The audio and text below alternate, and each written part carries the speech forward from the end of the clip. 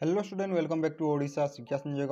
तो पिला माने आज आम देखा जो आम AS2 ओडिया रही जार प्रथम यूनिट्रे कौन रही पिला माने जोगाजोगर परिभाषा अनुभूति परिसर और प्रकार भेद रही ताहार 2 मार्क विशिष्ट क्षुद्र उत्तरमूलक प्रश्नर आज आम क्वेश्चन आंसर डिस्कसन करवा। तो चलतु वीडियो आम स्टार्ट करवा।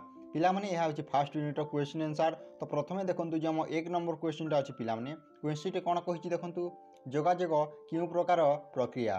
तो देखो उत्तर में कौन लिखिए सांप्रतिक जुगरे जोगाजोग सामाजिक प्रक्रिया क्यों प्रक्रिया पिला माने एक सामाजिक प्रक्रिया। एबे जीवा 2 नंबर क्वेश्चन को। तो जो 2 नंबर क्वेश्चन अच्छी जोगाजोग अनुविधि कौन। तो उत्तर कौन लिखिए देखु जोगाजोग अनुविधि अर्थात जोगाजोगर नियम प्रणाली को बुझाई थाए। यह जोगाजोग अनुविधि रही श्रोता निकट में वार्ता पहुँची वार्ता बोधगम्य है जोगाजोगर सफलता आसे। पिला माने एबे जीवा 3 नंबर क्वेश्चन को क्यों पद्धति माध्यम सारा विश्व को गोटे परिवार बोली कहुई पार क्यों पद्धति जोगाजोग पद्धति रे। पिला माने एबे जीवा 4 नंबर क्वेश्चन को। तो जो 4 नंबर क्वेश्चन अच्छी जोगाजोगर इंग्राजी शब्द कौन जोगाजोग को आम इंग्राजी रे कौन कही था। तो जोगाजोग पिला माने आम कम्युनिकेशन बोली कही था इंग्राजी रे कौन कही था कम्युनिकेशन। पिला माने एबे जीवा 5 नंबर क्वेश्चन को। तो जो 5 नंबर क्वेश्चन अच्छी जोगाजोगर लक्ष्य कौन। तो जोगाजोगर लक्ष्य होची देखंतु भाव विनिमय करिबा। यह किछि निर्दिष्ट संकेत माध्यम एक बा एकाधिक व्यक्तिंकर भावना चिंता चेतना आवेग और मानसिक दृष्टिकोण को आदान प्रदान करिथाए। पिला माने एबे जीवा नेक्स्ट क्वेश्चन को। तो जो 6 नंबर क्वेश्चन अच्छी पिला माने जोगाजोग क्यों क्यों माध्यम रही। तो देखंतु जोगाजोग 2टी पद्धति रही ताहा होची गोटे होची वाचनिक बा लिखित जोगाजोग और सांकेतिक बा सूचनात्मक जोगाजोग। कौन कौन बुझिले गोटे होची वाचनिक बा लिखित जोगाजोग जहाँ आम कहूँ एवं अन्यटी होची सांकेतिक बा सूचनात्मक जोगाजोग।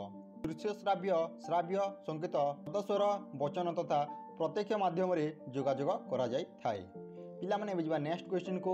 जो 7 नंबर क्वेश्चन अच्छी जोगाजोगर रीति क्यों क्यों आधार में गतिशील। तो उत्तर में कौन लिखिए देखंतु जोगाजोगर रीति वाचनिक और सांकेतिक आधार में गतिशील।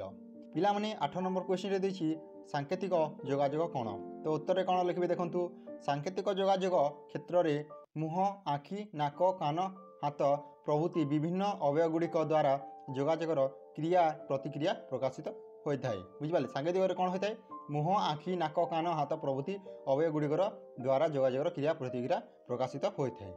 पिला माने एबे देखंतु श्राव्य जोगाजोग माने कौन।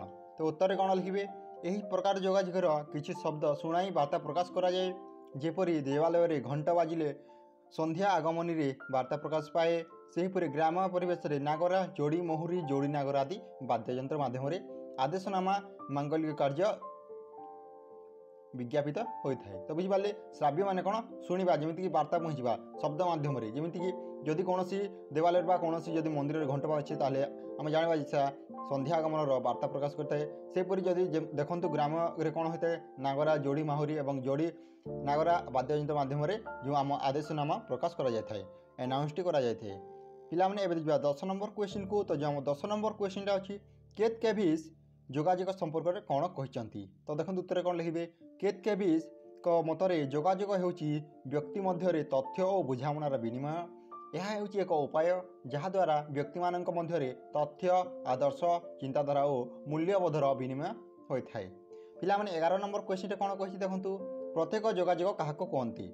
तो बुझिपारे प्रत्येक जोगाजोग क्या कहते। तो उत्तर कौन लिखिए साधारणतः तुंड जोगाजोग होची प्रत्येक जोगाजोग कौन तुंड जोग पिला माने बुझिले तुंड जोगाजोग होची प्रत्येक जोगाजोग परस्पर सामना सामनी हेवा द्वारा एक प्रकार जोगाजोग सफल होता है।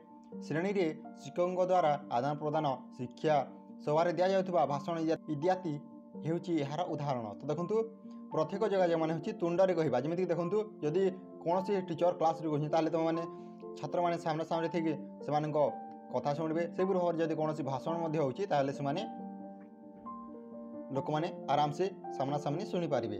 देखंतु जीवा आमे 12 नंबर क्वेश्चन को। तो जो 12 नंबर क्वेश्चन अच्छी पिला माने वाचनिक जोगाजोगर अर्थ कौन। तो यहाँ मध्य मोस्ट इंपोर्टेंट क्वेश्चन। तो देखो उत्तर कौन लिखिए वाचनिक जोगाजोग प्रत्येक तथा तात्कालिक तेणु वाचनिक जोगाजोग द्वारा अर्थात तुंड कथा द्वारा अनेक घटना घटे और अनेक तात्कालीन समाधान हो जाए। छोट छोट शिशु मान आरंभ करी बुढ़ाबुढ़ी पर्यंत सबु श्रेणीर मनीष यही बाचनिक जोगाजोग माध्यम निज निजर आवश्यकता पूरण करने सहित से बंचा क्षेत्र में यार उपयोग निज निज समस्यार आशु समाधान करिथांती।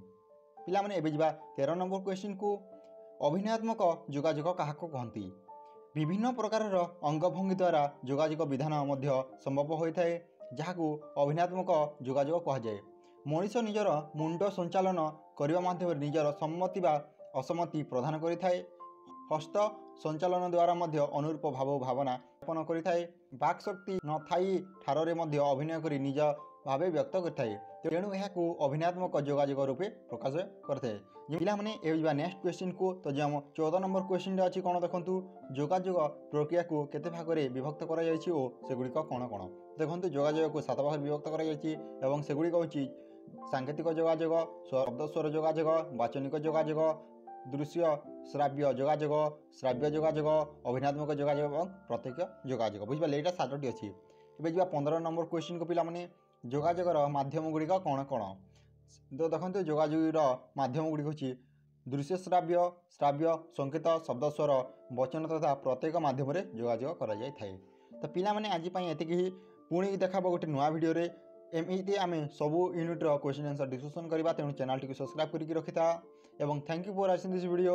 जय जगन्नाथ, जय हिंद, जय भारत।